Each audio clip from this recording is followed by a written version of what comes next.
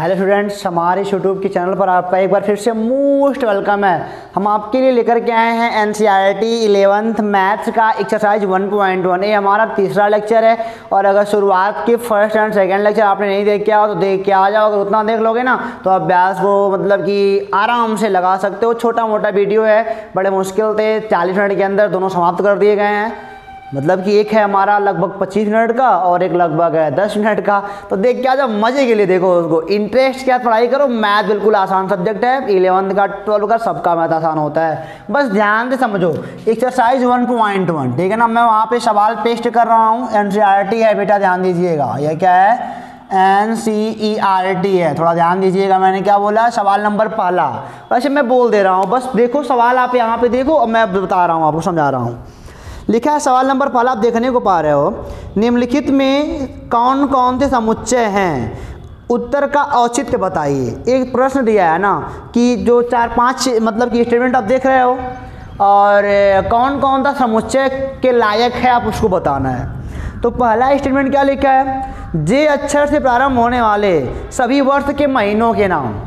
तो जैसे जनवरी, फरवरी, मार्च, जनवरी जे शुरू होता है, ठीक है। फरवरी, मार्च, अप्रैल, मई, जून भी हो गया, जुलाई भी हो गया, अगस्त, सितंबर, अक्टूबर, नवंबर, यानी कि 3 लोग हमारे पास हैं। तो इसका तो संग्रह हो गया ना आराम से, कोई दिक्कत नहीं है। ये पहला मतलब ये समुच्चय है। इसको क्या लिखोगे कि ये जो मतलब कि समुच्चय है, इसके अवयवों को हम अलग कर ले रहे हैं या अवयव लिख ले रहे हैं, अतः इसका संग्रह कर ले रहे हैं, अतः यह क्या है? समुच्चय के लायक है, समुच्चय है। देखो दूसरी बात क्या लिखा है?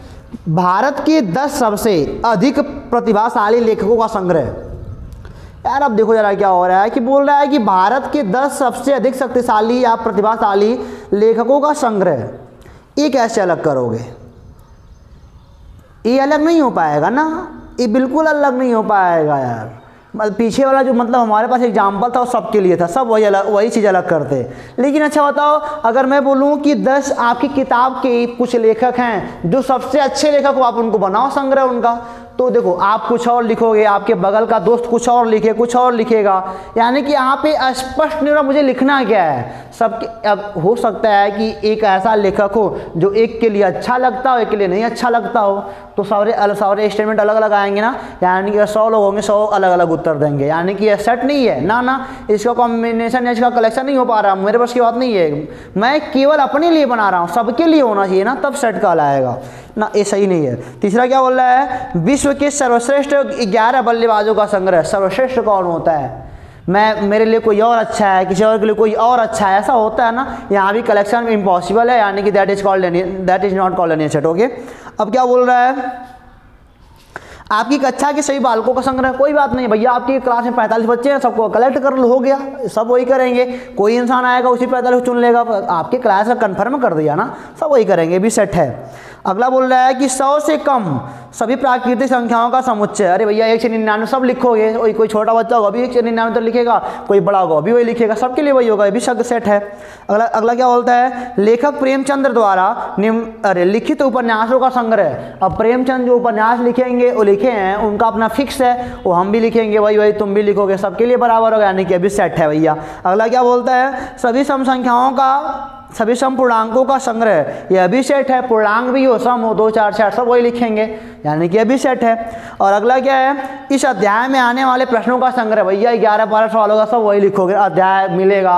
अगला बच्चा भी यही लिखेगा, 1 से 11 सवाल, दूसरा भी 1 से 11 सवाल, सब लिख लेंगे, ये भी संग्रह है, यानी सेट है। अगला क्या बोलता है? विश्व के सबसे अधिक खतरनाक जानवरों का संग्रह। अब सबसे अधिक खतरनाक क्या हो सकता है? किसी के लिए शेर हो जाएगा, किसी के लिए कुत्ते हो जाएगा, तो भैया ये अभी संग्रह इम्पॉसिबल है ना, कलेक्शन इम्पॉसिबल है, यानी कि अभी क्या है, कोई सेट वेट नहीं है। सेट वही होगा जो सबके लिए समान हो, जो परिभाषित हो, बढ़िया से स्टेटमेंट सही तरीके से लिखा गया। अगर हमारा पहला वाला वीडियो आप देख के आए हो तो मैंने आपको बताया ना, स्टेटमेंट सही तरीके से अगर लिखा गया, समझ में आ रहा है, सबको समझ में आ रहा है, तो वह सेट के लायक है, नहीं तो सेट के लायक वह नहीं है। अब देखो सवाल नंबर दूसरा नंबर सवाल, जैसा कि आप देखने को पा रहे हो स्क्रीन पे, मैं वहाँ पे लिखा हूँ। सवाल नंबर दूसरा क्या है कि ए कोई सेट है 6 अवयव हैं ऐसे, 1, 2, 3, 4, 5, 6, ठीक है।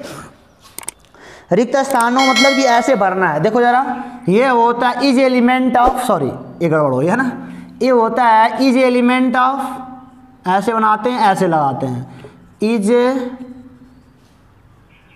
एलिमेंट ऑफ, और ये क्या होता है, इज नॉट एलिमेंट ऑफ, यानी कि अगर सेट का अवयव है तो एलिमेंट ऑफ रहेगा, अगर नहीं है तो नहीं। जैसे इक्वल टू होता है ना, 4 is not is equal to 5, वही चाहिए अभी है, अगर अवयव इसका होगा तो यह लगेगा, अगर नहीं होगा तो यह लगेगा।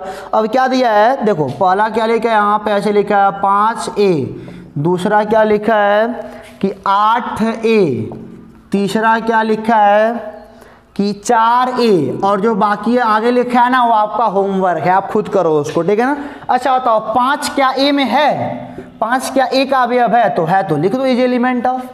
8 क्या a का अवयव है, नहीं है ना, तो लिखो नॉट एलिमेंट ऑफ। 4 क्या a का अवयव है तो लिख दो एलिमेंट ऑफ, खत्म बात हो गई भैया आराम से। जो आगे जो मतलब कि 2 और है ना वो आपका 3 और है आपका होमवर्क है बच्चों, ठीक है ना, कर लोगे ना अच्छे तरीके से, कोई बात नहीं है। अब देखो सवाल नंबर तीसरा क्या लिखा है, सवाल नंबर तीसरा जो आप पढ़ने को पा रहे हो, निम्नलिखित समुच्चयों को रोस्टर में लिखना है, रोस्टर में, यानी कि अवयव देखो एक सवाल मैं लिखता हूँ पहले, a बराबर क्या है, a बराबर कह रहा है x such that x, x ऐसा है कि यक्स कैसा है, एक पूर्णांक है, क्या है, एक पूर्णांक है। और यहाँ पे आगे क्या लिखा है, बाउंडेशन भी लिखा है आगे कि जहाँ पे -3 और यक्स जो यक्स है ना वह 7 से छोटा है, -3 से बड़ा है, खत्म बात हो गई यार।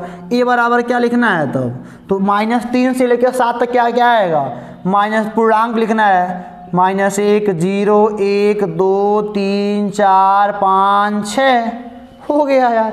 एक देखो एक क्या था, एक सेट बिल्डर मेथड था, मतलब कि समुच्चय निर्माण विधि थी, गुण विधि थी, प्रॉपर्टी लिखी गई है बस, और यहाँ पे हमने उसको अवयव में लिख दिया, ये आपको करना था। तो ये भी सवाल हमारा क्या होता है, यहाँ पे होता है खत्म। यानी कि इसको मैंने कहा ना सवाल ऐसे आएंगे गुण विधि में लिख देगा आपको, मतलब रोस्टर में लिखना पड़ेगा, हमने लिख दिया रोस्टर में। यहाँ पे अगला क्या लिखा है, आगे आप सवाल पढ़ रहे हो, आप खुद करोगे उसको, मैं बोल दे रहा हूँ बस। यक्स दैट यक्स संख्या 6 से कम, एक प्राकृतिक संख्या 6 से कम, यक्स क्या है 6 से कम, यानी 1 हो जाएगा 2 3 4 5 और 6, मझले क्वेश्चन में लिख देना। और समुच्चय क्या है, बी है, बी से दिखाना पड़ेगा उसको। तीसरा क्या लिखा है, यक्स सी बराबर सी कोई समुच्चय है, x such that x, x ऐसा है कि यक्स कैसा है, 2 अंकों की ऐसी प्राकृतिक संख्या है जिनके अंकों का योगफल 8 है, 2 अंकों की ऐसी प्राकृतिक संख्या है जिनके अंकों का योगफल क्या है 8 है। तो देखो यहाँ पे सी बराबर, अब ये हो सकता है 1 7 हो सकता है, 2 अंकों की संख्या, अब इनको जोड़ोगे 8 आएगा। और आगे क्या हो सकता है, 1 7 क्या हो सकता है, 2 6 हो सकता है, मतलब कि 26। अब क्या हो सकता है, और हो सकता है 44 भी हो सकता है, यह भी जोड़ोगे 8, अभी जोड़ोगे 8 आएगा। 3 5 यानी कि अभी 8 आएगा, 5 3 भी 8 आएगा, और 6 2 भी 8 आएगा, 4 4 तो हो ही गया। अब क्या ऐसे मतलब एक ही में रहेगा ना, अंक है ना ये, 62 भी हो गया। और क्या हमारा आएगा 4 4 3 5, 4 4 हो गया, 3 5 हो गया, 6 2 हो गया, 2 6 हो गया, 1 7 हो गया, 7 1 भी हो जाएगा, है ना, और 8 0 भी हो जाएगा। और कोई छूट रहा हो तो भैया आप सोच लेना, ठीक है ना। यानी कि हमको यही लिखना था कि 2 अंकों की संख्या जिनको जोड़ने पर योगफल 8 आ जाए, ठीक है ना, ये भी हो गया। डी अगला है चौथा, डी एक समुच्चय है, आप देखने को पा रहे हो, यक्स सच दैट यक्स एक अभाज्य संख्या है जो कि 60 की भाजक है, क्या है, जो 60 की क्या है भाजक है। अब अभाज्य भी है बच्चों, और क्या बोल, अभाज्य संख्या है जो 60 की भाजक है, अभाज्य भी है और क्या है 60 को काट भी दे रहा है। 60 का भाजक होने का मतलब क्या, 60 को बराबर बराबर काट दे रहा है, अभाज्य भी है। तो देखो जरा अभाज्य में क्या क्या आता है, देखो 2 आएगा, 2 भी एक अभाज्य संख्या, अभाज्य संख्या क्या होती है, जो खुद से कटे और 1 से कटे उसे अभाज्य कहते हैं। तो 2 सम संख्या भी होती है, अभाज्य भी होती है, क्योंकि ये 2 से भी कट जाएगा। अब देखो 3 भी अभाज्य लेकिन 60 को काट लेगा, 5 भी अभाज्य है, यह भी 60 को काट लेगा। ये समस्या हमारा, ये भी मतलब कि 60 के ऐसे भाजक, 60 के सब भाजक हैं, यानी कि 60 को काट दे रहे हैं। और उसके साथ साथ अभाज्य संख्याएं भी हैं। अभाज्य संख्या क्या होती है, वे संख्याएं जो मतलब खुद से कटती हैं और 1 से कटती हैं, वो होती हैं अभाज्य संख्याएं। तो यहाँ तक आपकी बात होती है क्लियर। देख दो अब देखो 5वां क्या बोलता है, बोलता है ई बराबर ट्रिग्नोमेट्री शब्द के सभी अक्षरों का समुच्चय है। तो आराम से लिख लो, कोई दिक्कत नहीं है, ट्रिग्नोमेट्री है ना, यह बराबर क्या हो जाएगा हमारा TRIGONOMETRY।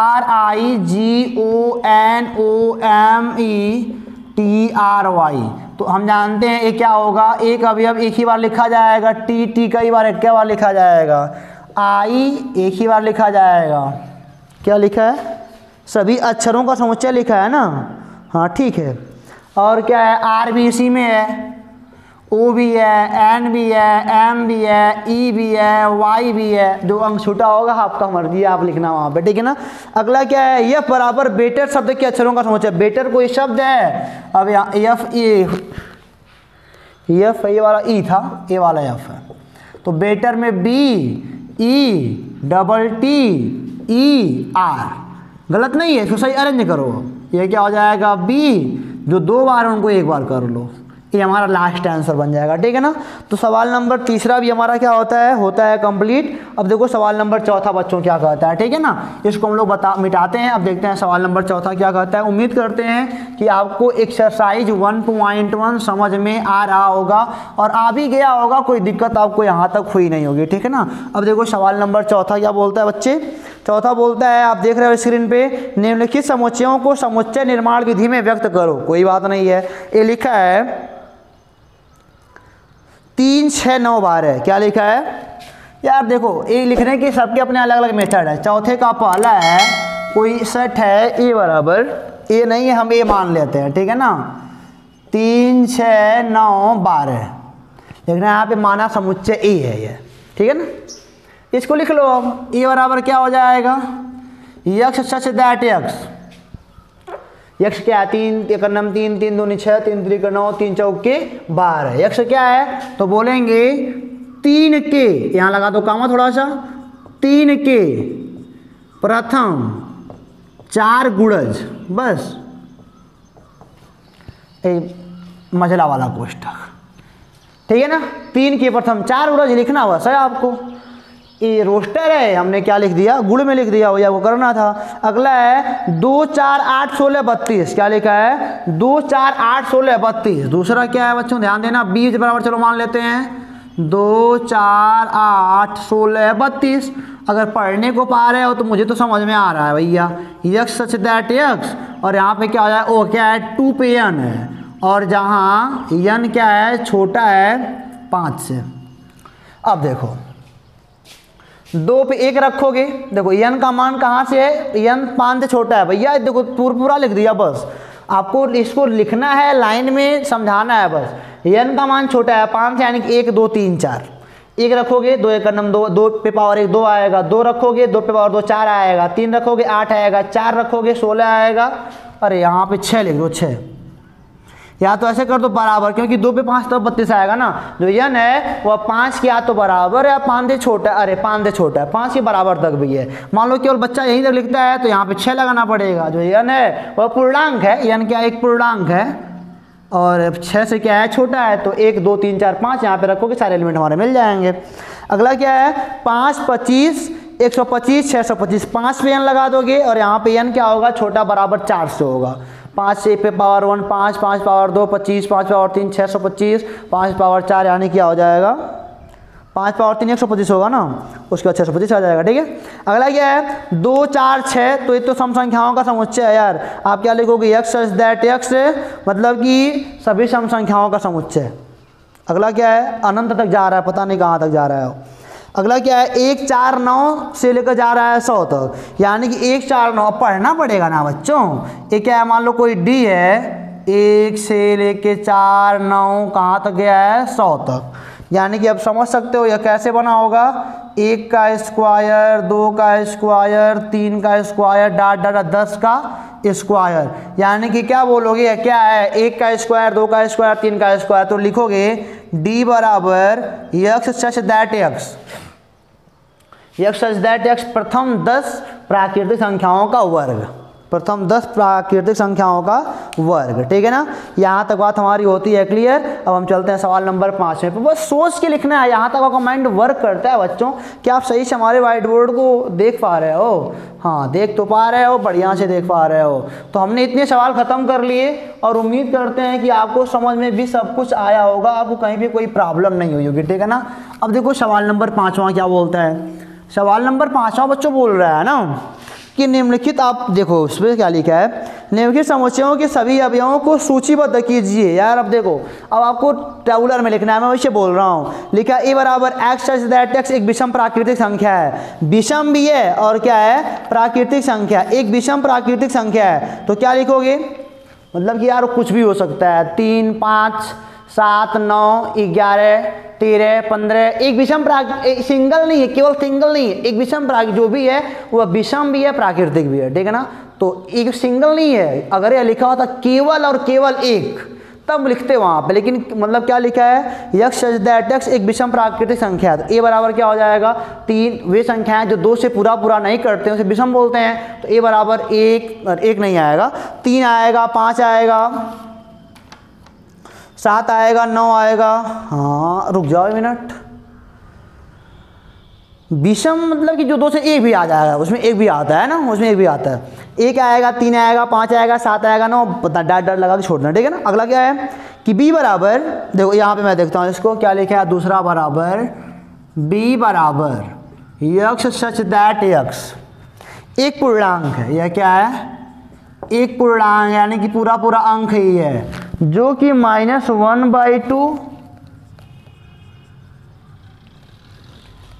जो कि क्या है, -1/2 से बड़ा है और 9/2 से छोटा है। इसको पहले ऐसे लिख लो, -0.5 और यह क्या हमारा 4.5 पूर्णांक है ना। तो अब बताओ -0.5 के बाद क्या आएगा, 0 आएगा, फिर 1 आएगा, फिर 2 आएगा, फिर 3 आएगा, फिर 4 आएगा। बस पूर्णांक में यही होगा ना हमारे पास।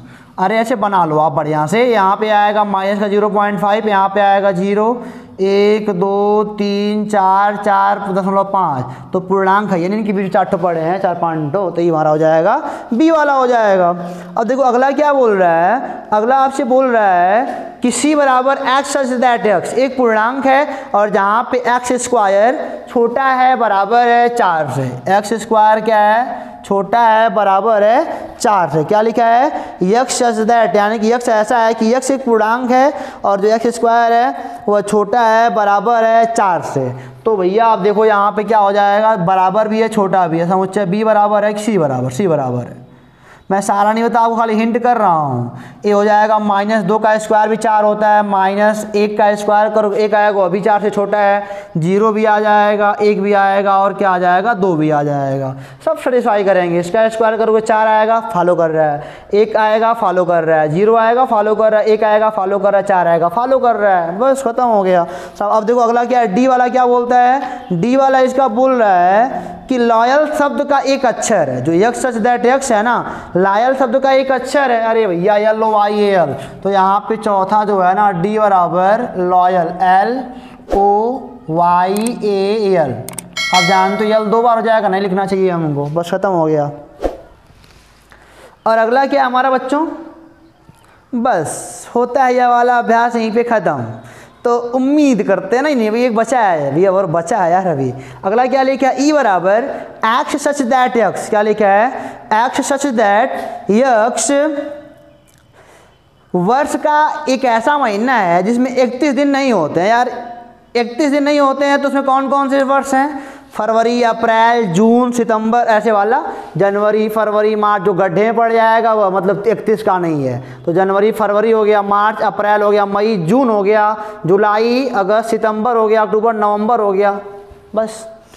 तो वो हो जाएगा, लिख लोगे आराम से, कोई दिक्कत नहीं है। अगला यह वाला अंतिम वाला क्या है, यक्स सच दैट यक्स अंग्रेजी वर्णमाला का एक व्यंजन है जो के से पहले आता है। यार व्यंजन है और के से व्यंजन पर लिखना है, के से पहले वाले, वैसे पहले लिख लो। देखो ए आएगा, ए नहीं आएगा, खाली व्यंजन लिखना है आपको ना। तो ए समुच्चय एफ बराबर है, तो बी आएगा, सी आएगा, डी आएगा, ई मत लिखना क्योंकि क्या व्यंजन है। एफ आएगा, जी आएगा, एच आएगा, आई मत लिखना, जे आएगा, बस हो गया काम अपना, हो गया ख़त्म। बस एक्सरसाइज 1.1 कितना आसान है ना, आपको अंदाज हो गया बच्चों। अब कोई बात नहीं है, फिर मिलते हैं आपसे अगले वीडियो में अगले वाले अभ्यास के साथ, कुछ कॉन्सेप्ट के साथ। तब तक के लिए अपना ख्याल रखिए, हंसते रहिए, पढ़ते रहिए, मुस्कुराते रहिए। हंस दो और कमेंट बॉक्स में बता दो कैसा लगा हमारा वीडियो, अच्छा लगा, समझ में आया कि नहीं आया। तो फिर मिलते हैं आपसे अगले वीडियो में, तब तक के लिए ऑल द बेस्ट।